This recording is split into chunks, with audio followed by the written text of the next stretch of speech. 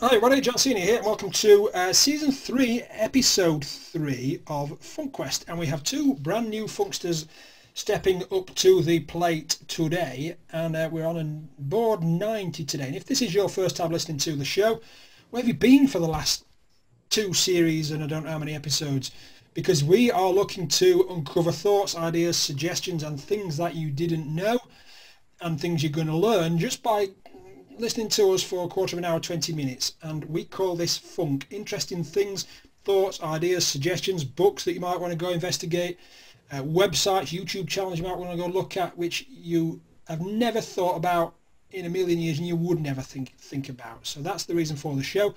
One of these ladies is going through to the next round. Which one? I don't know, because they're both going to be very good, but you can decide which one, because I will tell you at the end how to cast your vote. It's very simple and it's also free, so there's no excuse not to get involved in the show. And if you also think, well, that's easy, I can have a go at that, I'll also tell you at the end of the show how to sign up and see if you can get the funk out with us.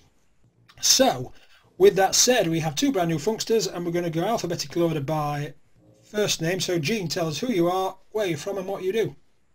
Hey guys, I'm Jean Bailey Robor, and I'm from Burlington, North Carolina in the United States. That's on the east side. And what I do is I'm a medical policy analyst. I also speak in public, and sometimes I try to be a little funny on the comic stage. I really am honored to be here today. Thank you so much, Jonathan. Excellent. Well, we'll get onto the rules in a moment, but you could tell us a joke if you so wish in your 1 minute. Laurie, tell us who you are, where you're from and what you do. Hi, I'm Laurie Herbers. I grew up in Wisconsin, but right now I'm in Kansas because my daughter's in college and I came with her. I'm an empowerment coach. I used to be in education. I have a master's in education, but I decided I liked helping people live the best life they possibly can and be authentic. And so I became an empowerment coach. And I've also written books. And I'm just kind of strange. I like to laugh. No, funky. No, in about 20 minutes' time, you'll be a confirmed funky thinker. So, you know, we don't classify strange. Once you've gone out the other end of the show. So, with that said, we're gonna. If you are looking at this on YouTube, you will see my screen, and there are 4 icons across the top with pictures of interesting things. There are 5 questions. If you listen to this on Spreaker or iHeartRadio or iTunes or any of those things, you'll have to kind of take my word that you're looking at my screen. And how it works is the Funksters will take it in turns to pick an interesting thing, which will reveal a question which may or may likely most not be representative of the thing what they picked. So you can use the 1 minute, which you have to tell a story, tell a joke in Jean's case, or maybe even answer the question. Right, and it's the funkiest answers that we are looking for. So who's going first? It's going to be Jean, and you got to pick a VHS video, 2 glasses of wine, some test tubes, or a battleship. Wow, that's a tough one, but I think I'm going to go with the Battleship. I always used to love playing Battleship, the game. When did you learn to do CPR, cardiopulmonary resuscitation? Wow, Jonathan, this is an excellent question for me because I have never learned to do CPR. I've always thought it would be something that I should do. In fact, when my kids were having kids, I thought maybe I should learn how to give CPR to a baby. That might be good for when I'm babysitting, but I never have learned. It's one of those things kind of out here on my list that I really want to do, and I haven't done it yet, which is interesting because my husband was actually in the medical field and he was, you know, on an ambulance and saved people's lives, and here's his wife that doesn't even know how to do that. I don't know if knows how to do CPR and has done it. I bet the percentage of those people is very, very small, of people that have got that skill and know how to do it. I think it's a good skill to have, for sure. I think it is, yeah. Takes us perfectly to a minute. Laurie, question 1. You can pick the same icon if you've got a good story, or you can pick, and we prefer if you pick something different. Let's go with the wine. Who's your worst boss now? They might be listening. Oh my gosh, I've had a lot of them. What bad bosses? I've had a lot of them, but I would have to probably say the worst one was about 1.5 years ago. He was a narcissist, and actually there was one day at work, and he was really good at yelling at people, and that's one of those really annoying things. Like, he was a guy, so he could yell and it was okay, but if a woman was to yell, she was the B word. But anyway, one day I saw him getting mad at me because somebody else didn't do their job, and I saw his face getting red. and he just started yelling at me, and I was like, don't yell at me. And thankfully there was like two other people sitting there going, and so yeah, I turned him into HR, and so then he really didn't like me. Do bosses still yell at people? Oh, this guy did, and he never did anything wrong. Yeah. So, and then he was told to apologize, which he never did. Question 2, Jean. I think I'll take the bubble. The bubble looks interesting. The bubble blowing equipment. When did you last jump a queue? When did I last jump a queue? Could you define the word queue in the sense that you're using it in this? Well, I was just going to say, like, you're waiting for something, but that's kind of life at the moment, isn't it? Everybody's waiting for things outside the supermarket or whatever. Right.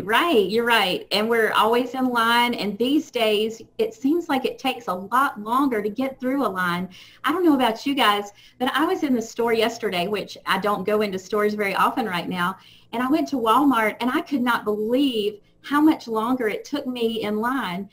So I walk up to the line, and I figure that the self-checkout is the way to go because I can just ease right through. There's a few people in front of me. I step up, and I hear a guy over to my right say, "Excuse me, ma'am," and I realized that I've jumped in front of him, and I'm like, "Oh, I'm so sorry." That was yesterday. We're wearing masks, and I'm like, I hope he realizes I'm smiling, and I really didn't mean to jump in front of him, you know, because I don't want to start anything in the store. But it was great. We had a neat conversation as we waited, and it took forever. I couldn't believe it took forever for us to get up there and check out our groceries. But hey, that's what happens these days. So that's the last time I jumped a queue. It's interesting that you make a good point about people wearing masks. We can't see verbal, non-verbals, that kind of smiley or sad face. And I really miss that, Jonathan. I miss seeing people smile. Question 2, and Laurie. Bouncy house. Bouncy castle, bouncy house. Yeah. You call them bouncy houses? Yeah. Bouncy, even though it's not a castle. It castle. doesn't look like a castle. Which do you prefer to hear first, good news or bad? Yeah, you got to hear the bad news first, because then hopefully after you flip out from the bad news, the good news will help you go, oh, that wasn't so bad now because I have this really awesome thing over here instead of this horrible thing over there. You don't want the bad news last, because then you're just going to carry that with you. Does it depend how bad or good they are, like relatively? No. Always just get the bad news over with first, because otherwise, if you do it last, then you're just going to carry that with you, and you're just going to get, and then it's going to be the last thing you're thinking about. You know how you feed that thought? Then it's going to blow up, and then you're going to blow up your bouncy house. So. How do we turn that kind of self-talk off that we're going to carry bad news with? How do we turn that off? Oh, you know, actually, this is the funniest thing, because last night I like to sit out on my patio and watch the stars at night. It's kind of like my way to decompress. And I had this amazing thought that I could sit there and think about something bad and spiral down the hole, or realize if I really look back at every single thing I've been through, and it has always turned out all right. Every single time. So I'm like, why? I would rather look back in my life and go, I didn't freak out there because I realized it was nobody okay, than to look back and go, why did I freak out? Because everything was fine. So. Good answer, yeah. Are we on question 3 now? And we kind of alternate a bit. So Laurie, if you go first, you've got a mountain, some shoes, an accordion, and a kind of hot rod car thing. Let's go with the shoes. The shoes. Which planet would you most like to visit? Well, I guess not Pluto, because they took him out of the running for being a planet. I want to visit Pluto, so we're going there. Let's make Pluto back to a planet. Like, what did he ever do to anybody to get kicked out of being a planet? I'm like, I want to go to Pluto, and I'm going to rename him a planet and say, hey, I was there, so now you have to say he's a planet because I actually visited. How long would it take to get there, you reckon? Oh, I'd probably be dead. Yeah, probably, yeah. I wouldn't make it. Yes. Okay, so just I don't know. What is it? What is it called now? Pluto? It's not a planet. It's a other type of. Is it got a number? Has it even lost its name? I think it's still Pluto, but it's just not a planet. Right. So, Jean, question 3. Question 3. I think because I wanted one of these so bad when I was a kid and never got one, I'm going to pick the accordion. Where did your lucky charm come from? Where did my lucky charm come from? And if you haven't got a lucky charm, well, you just make one up. When I was a kid, I had something that I considered sort of a lucky charm.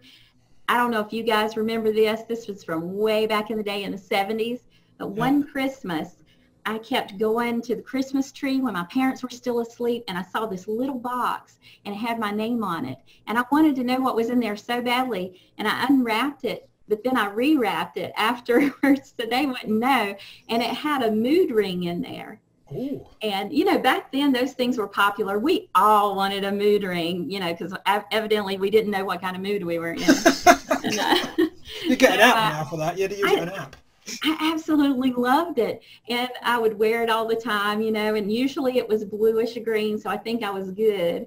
But so that was something I considered my lucky charm because I just loved it so much when I was a kid.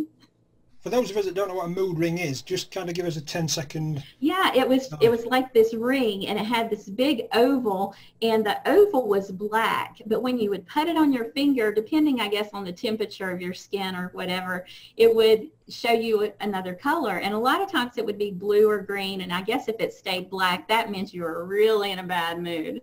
Question 4. Who should we have to go first? Jean. All right. Question 4, let me pick the elephants. They say an elephant never forgets. Yeah. Where would you want to be if stuck in time? Oh, wow. Certainly not in 2020. That's true, yeah. Anywhere but here. Wow. Where would I want to be? I think if I could go back, even to a time that I've never lived in, I would like to go back to the early 1900s, and here's why. Ooh. My dad was born in 1911. Now, obviously, he's not still here, but I would love to be able to live through a time where I could see my parents when they were born, when they were kids, what life was like back then, and just sort of be a fly on the wall to see what's going on so I could understand them better when I come back to my normal time. And maybe I would give them a little break now and then, knowing that, you know, they lived through a lot of life that I just wasn't aware of and didn't quite understand sometimes the decisions they made.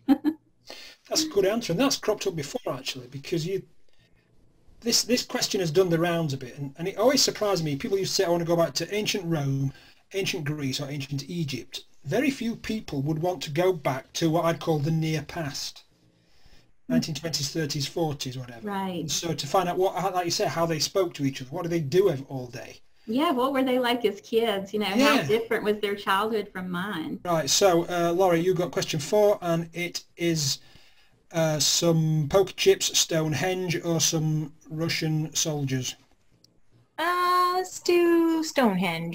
How easily can you tell a lie? I hate to say this, but pretty good. Is that telling off when you're telling a lie or when you're spotting a lie? Oh, when I can spot one? Actually, pretty good. I usually, it's one of my gifts, actually. I can tell when someone's totally full of baloney. I can tell when someone's not being honest with me, and I can tell when people don't like me. Like, it's a gift. I know it sounds really crazy, but I really can tell when people are lying to me. And I usually catch them, like, especially as a teacher, and I could catch kids all the time, and I would just look at them, and they're like, fine, that's not right. Because I gave them that look like, come on, tell me the right thing now. And they'd be like, oh, okay, that wasn't true. That was me. Or they would try blaming someone else. Like, no, okay, that was me. I'm like, okay, that sounds more realistic. So, I can be pretty good at it. Is that taught at teacher training college in the US? Telling lies. I'm just good at it. I'm not sure why, but I am. Good, good skill to have. Very good skill to have. Question 5, we're going to ask Laurie to go first. So you've got some kind of strawberry cake, you got some kind of paints, you got a gingerbread house, and you got some kind of TV stuff. Let's do the paint. How many times do you try before you give up? I don't give up. I am very stubborn. I'm trying to think of a time I ever gave up. I'm seriously, like, it might take me a while to get started, but to give up, the best way I could explain it is I was told I was stupid growing up. And by the time I got to high school, my senior year, the counselor told me I wasn't smart enough to go to college. And so I thought I was dumb, so I just believed her. And after a while, I was so bored trying, because I was literally doing sheet metal assembly, and I'm like, this is boring. I could do this I could do it in my sleep. Literally, we were there so early.